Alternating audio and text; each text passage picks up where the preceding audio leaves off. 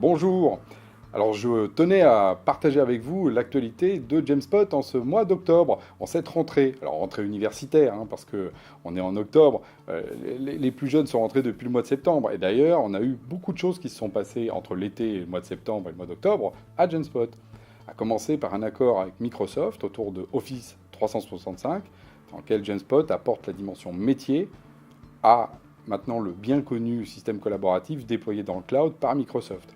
Donc un add-on à Excel, à Word, en ligne, qui permet aujourd'hui de directement gérer ses process dans Office 365. Mais également un accord avec W4, une société dans le business process management, qui permet aux entreprises de mieux gérer leurs process avec aussi une dimension collaborative. Et enfin, c'était aussi la grosse annonce de ce début octobre, c'est la reprise des activités de Sonetine, comme je vous l'avais expliqué dans une autre vidéo, qui donne un peu une impulsion à Sonetine et à Jamespot pour avoir encore plus de clients et un destin commun dans cette aventure digitale. Donc voilà pour l'aspect corporate, comme on dit. Sur le côté produit, parce que vous savez, Jamespot, nous on est très attachés à être très innovants sur la dimension produit, on a sorti 3 modules importants. Je ne parle pas de toutes les fonctionnalités qu'on fait évoluer en permanence, mais vraiment des modules et des nouvelles applications. La première, c'est le FAQ, qui est un système qui permet tout simplement de construire une base de connaissances de manière semi-automatique et éditorialisée pour répondre aux problèmes d'entraide dans les groupes dans lesquels les gens posent des questions, pour qu'on choisisse les meilleures questions et qu'on ait finalement de manière vivante une réponse à toutes les questions que se posent les gens dans l'entreprise. C'est un gain de temps incroyable pour une équipe métier.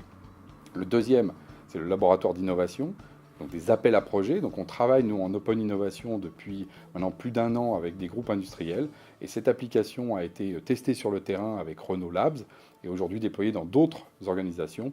Donc c'est un magnifique système pour qui veut mettre en place un système d'innovation très agile au sein de son organisation. Et enfin, on a étendu la dimension justement de système de visioconférence avec un plugin Apirine, qui est un système qui permet de faire justement de la visioconférence et des rooms pour faire tout simplement du télétravail. Donc ces 3 nouvelles applications, vous voyez, nous projettent encore plus dans une collaboration métier et quotidienne.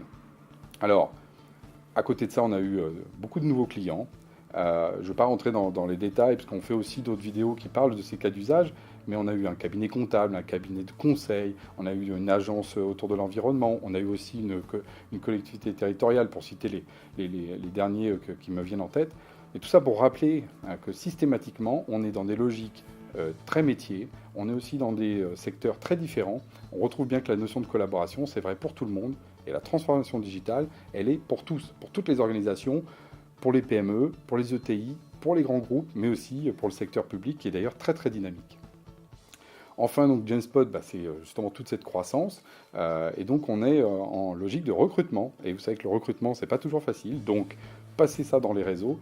On recherche en particulier des commerciaux, mais aussi des développeurs. On recherche des gens qui viennent apporter justement leurs compétences à cette aventure Jamespot, où on essaye toujours de remettre l'humain au cœur des systèmes d'information et faire que la transformation digitale soit une belle aventure pour tous, y compris pour les Jamespotiens, comme on les appelle en interne.